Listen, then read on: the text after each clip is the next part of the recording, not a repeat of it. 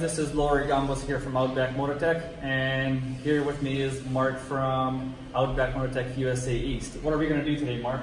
We are going to install a brand new system on the 1200GS. Okay, so what's the first step? What are we doing? What are the tools we're using?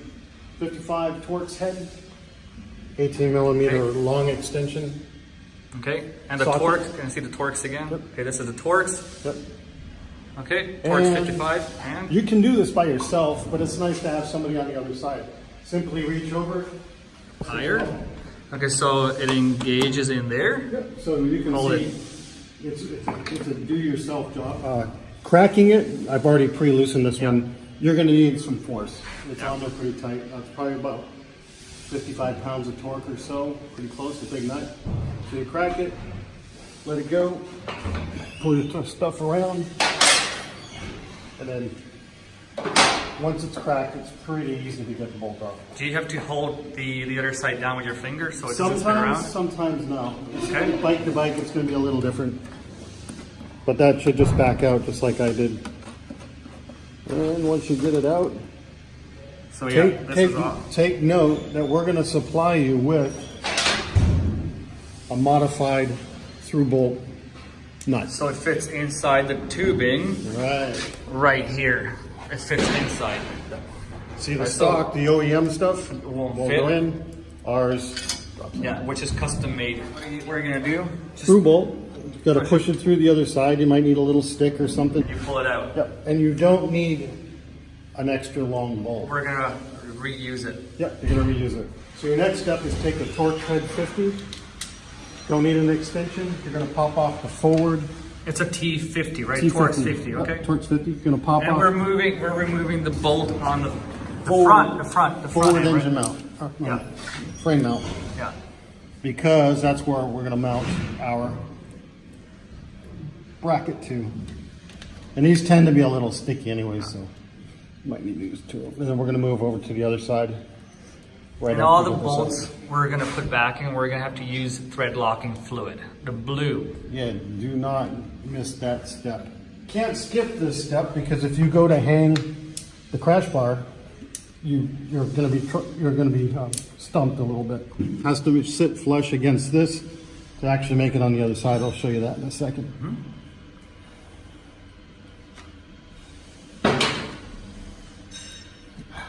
And if it makes it easier, you could use a short extension. Yep. Pop it on if it helps. Now the next step is to hang the crash bar, Left side bar. left side bar on. Now you'll notice this is sort of the trickier part. This tab goes behind Yeah, right the there. brace. Okay? And then down here, this tab goes in front of the brace. It's a good thing it's a white crash bar because you can actually see everything. Everything is very visible. The frame is blue. The crash bar's tab is right behind it.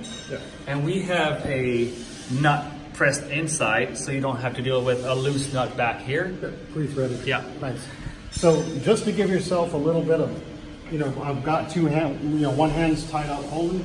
Just run this frame bolt back through. The next bolt and the next sort of little bit of a tricky spot is it's hard to see, but right down here, there's a spacer. And I can't remember what millimeter that spacer is. That's but about right a 22 millimeter wide tall spacer. There's two of these in your kit. Yeah. You want to do this bottom one. You're going to be tempted to do the top one first. Don't do that. Yeah. Do the bottom one first. It's a little tricky to get in there. This is the right bolt. It's an 8 millimeter by. That's about 40 millimeter, 45 max. So, and also make sure your engine's cool. Oh yeah, yeah, definitely. You don't want to end up with burned You'll fingers. take the skin off your hands if you do this. Cold engine. Run this up there. Like I said, it's a little tricky. It's a little funny to see. Hard to see. Now the reason you want to be very careful at this stage is you're threading this into the engine. If you cross thread this one, you're just going to be in a world of trouble. Yeah. So that's why you do the bottom. You end up calling us for assistance. Yeah. You can still move the bars around. Yeah. Now it's time to do the upper. And so when you get to the upper, you can notice that it's not quite lined up. That's not a big deal. You just press on it a bit, Yep, you just press on it a bit. or loosen this up a bit. Yep, and I'm backing this out because Yeah, which is necessary. Yeah. They're coming out. Feel it. Yeah, that's pretty easy. Okay, so what's So now we got an 8mm bolt right behind the can you radius. show that bolt? That's the shorter one, That's right? the short one. That's about an 8 by 20mm hex head with the Torx So you can use either interior. one. Yeah, you can use either one. It's a nice strong bolt for the upper. And you can see It looks pretty good. it's pretty good. I'm just holding it up with my Yeah. thumb. I don't have a jack underneath it or anything like that. Yeah. And then, pretty good, yeah. and then you just sneak your hand in there.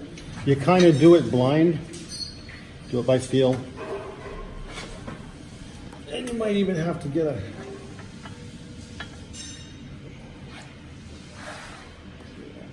It might be... You got it? Yeah, it's just, you hold it at the same time as you're threading it. It takes a little pressure. Do not... So we're right here. Yep. Right there. Okay? Just the temptation to pick up a tool to use a little force And jam it in, no good. No good. It's gotta be You gotta do finger, it hand with threaded, fingers. yeah. If it's not threading, there's a reason for it. Clean out the thread. Make sure everything else is loose. Like this is really loose. And there's nothing, absolutely nothing wrong with that. So what's the final step on this side? Final step on this side is the Along the shoot engine through. through bolt. Now this one is sometimes because of tolerance stacking, this one fits really nice, but you might have a little bit of trouble shoving that through. And there's a solution to that. You're just going to take the end of your socket for your extension, Show that. And we are using this long extension. and you're using the flat end, not the Yeah. not the female end, not the male end, so you don't damage anything. I can usually do it with my hand. That's it. Until you hear the clink. Yep. All right, so we're on the right side now. And the sequence is almost the same, or is it exactly the same? What are we doing here? It's pretty much the same. The trick here is that you're going to start shoving the engine through bolt. It's going to start knocking, but don't worry about it. You just get it matched up there best you can. And then again, come back to this side. Make sure that tab's behind it. Yeah, the tabs. Yep. And once you get it in place, you can pretty much hold it in place. Then again, you're back down to this bottom end, engine bolt. Yeah. And I got a little pressure on this, not much. Sometimes it's better to hold it up. Don't be tipping that bike over. Yeah, if you're working on a lift like this, Yeah. so you just want to practice safe. There you go. I got about 5 turns on that. Perfect. Now the next step is your spacer on this side. Same size, there should be no mixing them up. Make sure that you got your spacer in line. Don't drop things on your head, it hurts. Can't see anything. It's really tight in there. Okay, there we Yeah, go. it's real tight. So it's the spacer. So we're doing this exactly the same thing as the other side. Finger tight only, because you're threading things into the engine. Now there is kind of a trick here to this side. Once you get it lined up, push against the bars so it pinches the spacer in place. Don't drive yourself crazy dropping it like I just did. And again, you're wiggling things around a little bit, find that sweet spot, get in there at least 2 or 3 turns. And this one is a little, I can feel it, I'm in there good, but it's got crust in there, so I'm confident that it's in play. Your back one's in play, your top one should be ready to roll. Next is doing the top bolt. Making sure, again, everything is loose here. Nothing's been torqued into place. You got a whole inch down here. You got probably a ½ an inch down here, or what, 5 millimeters. Oh yeah, it's about 10, 12 millimeters. You'll need that when you start playing around with this next one. So this next one will give you a little bit of problem, because you got to hold it up at the same time. And we're using the 8mm by 20, 25 inch. Right there. That's a pretty good lineup. Good, thread it in. This is probably one of the more critical components of the whole kit. The flange, or this is actually a washer that's built onto it. And both, right? Yep, on both. And we milled this one down to fit in because that one will not go into the tube. So if you call me after seeing this video and tell me the bolt don't fit, it's because you're not using the right one. That's right. Positive shop practices comes into play. If you cross thread this one, you got a problem. So this is also really important what Mark's holding here. You're not going to be able to do this job with just a short socket. You got to have the long one to be able to reach in there, and a long extension. Yep. It's got to be like a 10 inch long, about 30 centimeter long extension, about 10, 12 inches long. And this is probably one of the only times that I advocate not using your fingers because you can't. Yeah, exactly, yeah. So you got to be very careful. The nuts in the end, roll it in. It might take you 2 or 3 tries, very, very carefully, and it's all by feel. You reach around the bike, stick your finger in the hole to hold it against the other side, and then just slowly start turning until you feel it catch. It should be pretty much lined up when you put it in there. Yep, see that? Done.